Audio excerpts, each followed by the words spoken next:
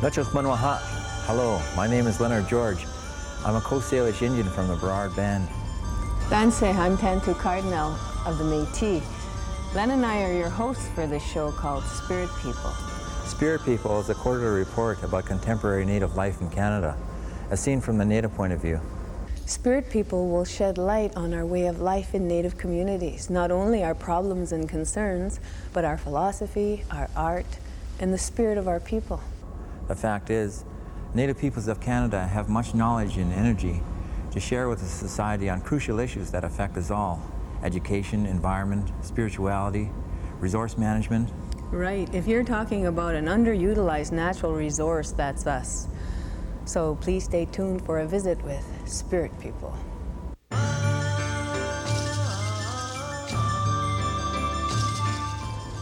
Tonight on Spirit People, land claims. The Lubicon and the Kitsanwet'suwet'en advanced their cases in Alberta and BC. What's so funny? We'll find out in our profile of well-known Alberta cartoonist Everett Soop. And the BC First Nations Congress meets in Vancouver. Our first two stories are about Native land claims, an issue that goes to the very heart of our existence in Canada today. Ask any Native what land means to us, and they'll tell you, land is our culture. It is the source of everything in Indian life: food, shelter, legends, myths. Without it, our culture would die. And the earth would be poorer for it. The right to live on and manage ancestral lands is a worldwide issue. Witness the struggle of the Estonians and Armenians in Soviet Russia. And the Palestinians and Israelis in the Middle East, and the Maoris in New Zealand, and the Aborigines in Australia. And the Native Hawaiians. You see, Canada is not alone when it comes to this issue of land claims. As Prime Minister Mulroney said at the recent leaders' debate, Canada will not truly be Canada until these land claims are settled. He said that? Hey, maybe we'll get a Meech Lake Accord for the Indian people too. Let's look at the Lubicon situation in Alberta. At the time of this report, the blockade was still up and Chief Bernardo Muniac was the man under fire. The blockade was stopping oil production in the Lubicon territory, and Bernard was waiting for the other moccasin to drop. We are pursuing an Aboriginal claim. We were never a party to any treaty. Therefore, we still retain our Aboriginal rights over our traditional lands. And until we do deal with the federal government, whether it be through a treaty or some type of an agreement, the federal government doesn't really have the authority to be transferring any of our lands to the Alberta government. And in this case, it has. Now Alberta is saying that they are the owners of our land. So, and we still own our land. You know, a lot of damage has been done to our way of life. Our people always trapped, hunted in the past, basically lived off the land. And when the oil development moved in and the environment and the wildlife were affected in such a degree that the whole way of life of the people has been so disrupted that most, if not of our people, are dependent on welfare now. Federal government says, hey, it's the Alberta government. The Alberta government says it's the federal government, and it's all going back and forth while the oil development is extracting resources and making millions and millions of dollars off our land. And you know, the government's again leasing out timber rights to various people. And we got a lot of our people are so frustrated with what's going on. You know, they go out to their trap line, they go out try hunting, then there's more and more people coming in, more and more of our land and resources are being taken. Well, I think a settlement at this point would be something that would be a real positive movement, and I think we'd be able to, you know, start building a future. Overall, we've been asking to be treated fair and just. We are also looking at the treaty that was made in the surrounding area, which we weren't a party to, and we're saying at this point in time, insofar as land and the land quantum, that we use the same formula, or we would accept the land quantum in comparison to what was given in Treaty 8. Shortly after we filed the story, the blockade came down, and Chief Olmec and Premier Getty negotiated a tentative agreement. The agreement includes a parcel of land for the lubricant's use of 246 square kilometers, financial compensation for the oil and gas rights, and a wildlife protection package for the area. Although details of this agreement are still being worked out, Premier Getty has stated that he is willing to travel with Chief Olmec to Ottawa to pursue final approval from the federal government. Coming up, we'll talk with a man of many opinions, Alberta cartoonist and writer Everett Soop, as Spirit People returns. We did not think of the great open plains, the beautiful rolling hills, the winding streams with tangled growth as wild. Only to the white man was nature wilderness. And when the very animals of the forest began fleeing from his approach, it was only then that for us the Wild West began.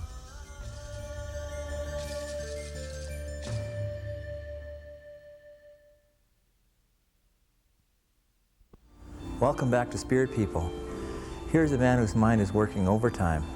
He made his reputation as a cartoonist, mainly political cartoons, and he's considering a midlife career change. And he has many strong opinions on life, liberty, and the pursuit of humor. Tantoo interviewed Everett Soop at his home on the Blood Reserve. How did you get into journalism and cartooning? I think the cartooning comes easy because I went to a residential school back in '49 or so, and we didn't have much of an education, and you got so much free time. Every Indian student was an artist, and it's very unfortunate that I was not a very good artist. So I was jealous of the guys that were more natural with their drawing. So being egotistic like everybody else, I got the attention by drawing humorous pictures that got the attention, and I just kept it up over the years. What's so funny today? I don't know, and as the world is, that's always funny, is the world.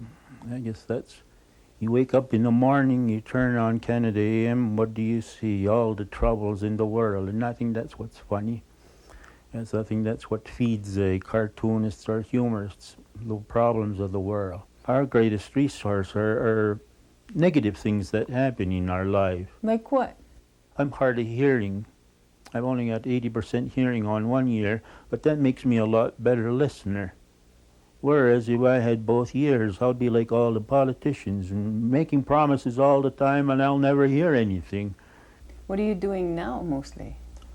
I am a hermit right now. I tend to call myself a ragman.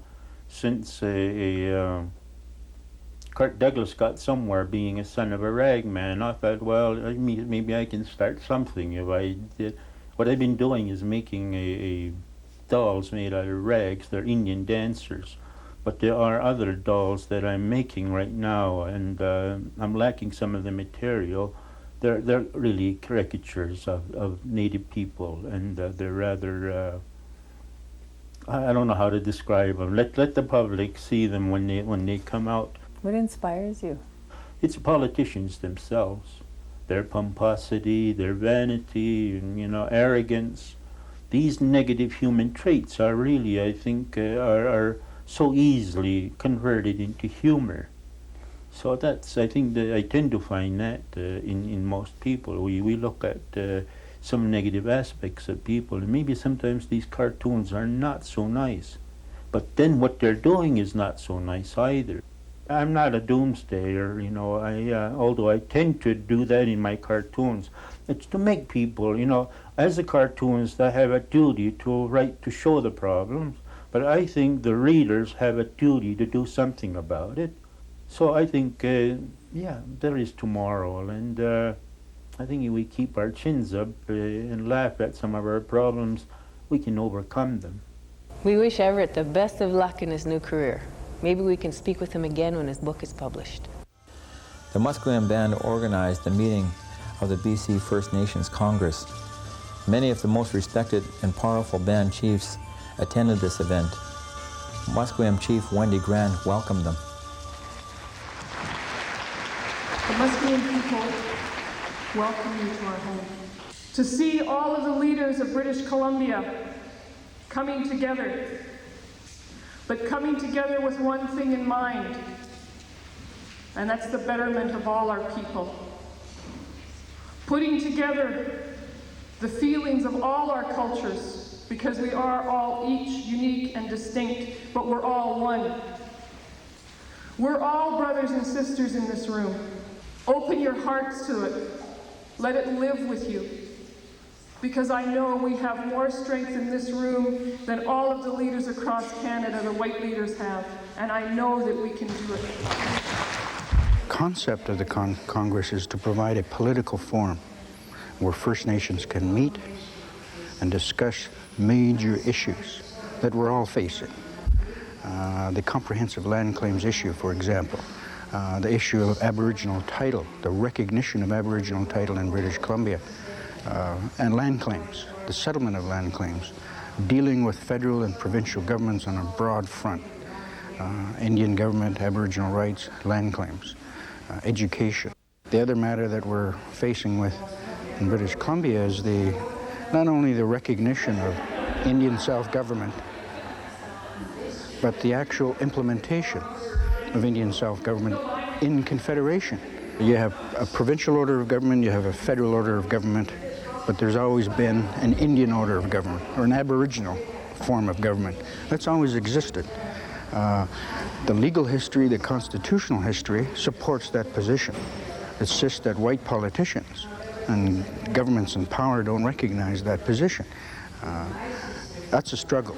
I think our biggest issue, of course, is Aboriginal title, because from that, all the other issues that we discuss, such as the fishing cases, the hunting cases, such as Mears Island, twin tracking, or Stein Valley, I mean, those all stem from the very basic question of Aboriginal title. The issues that we have to deal with are more far-reaching issues. I think that they always have been, because it is the Indians' faith, it is the Indians' belief, rule of life, really, that everything that you do must be for the benefit of all future generations. You can't do anything that is going to be negative to those future generations. Really, by the average Canadian, we're still seen as that noble savage, you know, that has somehow been left behind. And really, what it is that our beliefs in the sacredness of life and the sacredness of Mother Earth is the same type of premise that these people have got to adopt now, or we're just not going to survive.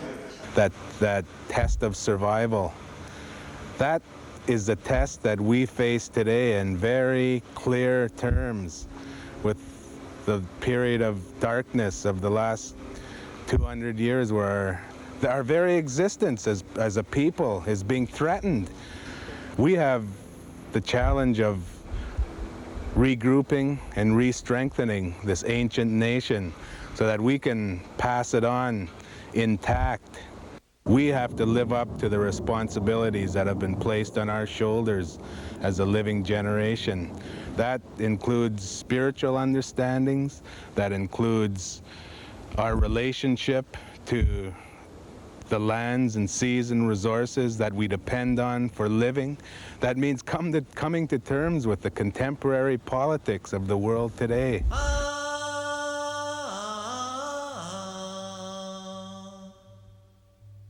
Welcome back. The cry of no bridge rallied the Gitxsan Wet'suwet'en in BC recently, focusing attention on a key issue in land claims. Who manages the land and resources while the claim is being negotiated? Had the giant logging company, Westar Timber Limited, been allowed to build a bridge across the Babine River and clear-cut traditional Gitxsan Wet'suwet'en hunting grounds, it would be a hollow victory indeed for the tribe had the claim been settled in their favor. So the Gitxsan Wet'suwet'en felt they had no choice but to set up a blockade and stop Westar from building the bridge. Leonard traveled to Hazelton, BC recently to get this story. The Gitxsan Wet'suwet'en, the people of the river, filed their land claim with the federal government in 1977 based on their continued use and ownership, which has never been surrendered. It is perhaps the most important Aboriginal title claim in Canada. and I spoke to Herb George, Tribal Council Vice President, about the special nature of their claim. Herb, in the area that we're working in broadcast, we like to work in it because we feel that it's a natural progression of our oral traditions. And I think that's a strong difference here, like, you know, that our oral traditions have some validity. And isn't that how you're basing the case? Well, that's the way we base our case, and that's the biggest problem we have in our case. What we're doing in this court action is that we're basing all of what we call the primary evidence on our own system, our own society, our own laws, our own economy, our own spirituality. And a lot of what we have has been passed down from generation to generation through songs and through what we call the Kengach amongst the Wet'suwet'en people, and the Adak for the Gitxsan. And what those are our oral histories, and the court has a problem with that in that they deem that to be hearsay.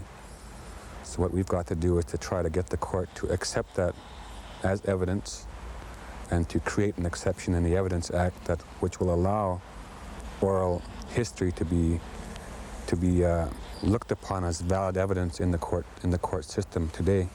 Well, our chiefs they're pretty optimistic because they believe that the nature of our system, the way it operates on having witnesses to everything that happens, our chiefs say that we can't lose because what we are doing is true, and what our chiefs say on the stand is the truth, because our laws don't change, they remain the same, and we all live by our laws. So according to our chiefs, they're pretty optimistic. They feel that truth will ultimately come out the winner in this situation. Should we head over to the blockade? Sure, that'd be great. Okay. Good to see.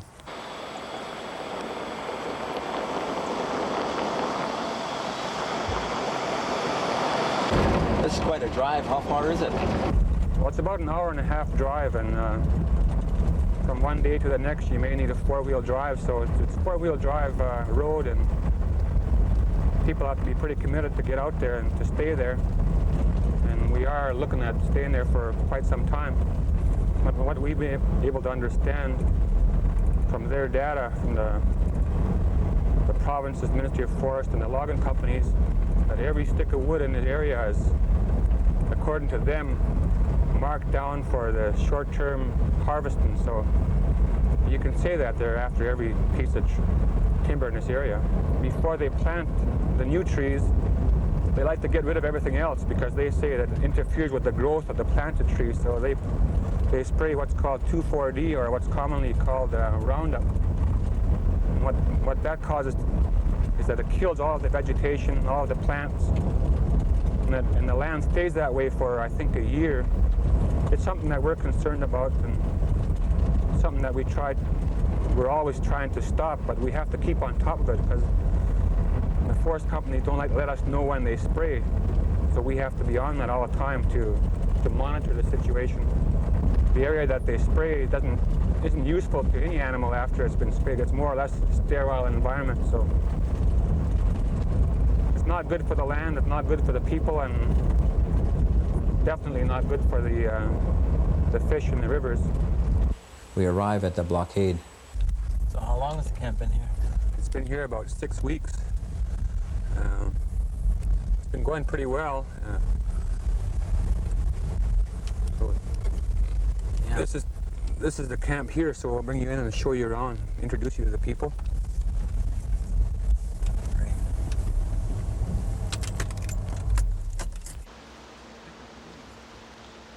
The camp on the Babine, the River of Mist, was better organized than I expected. A cook tent, a sweat lodge, a council table.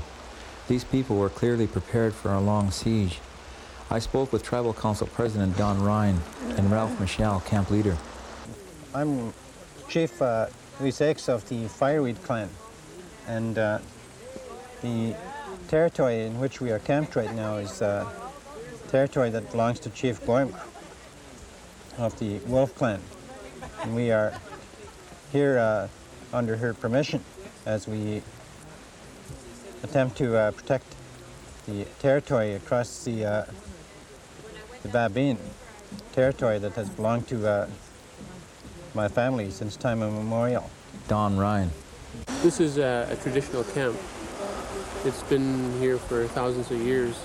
Most of the camping area is on the other side of this roadway that they're trying to construct. You can see some of the older campsites.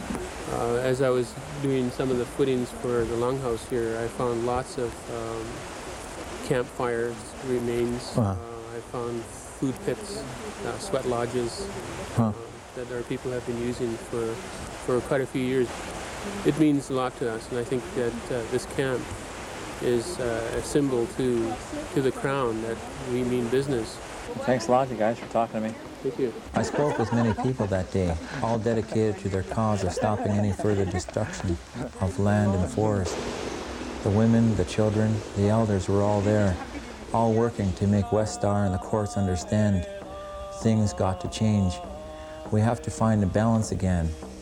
I offered my family's prayer song to them as a blessing and farewell.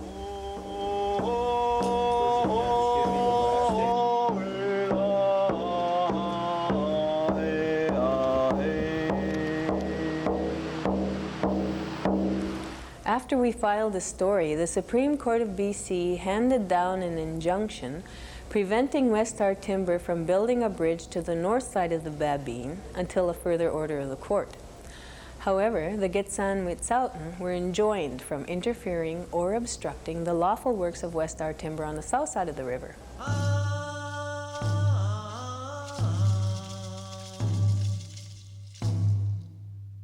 I'm Tantoo Cardinal.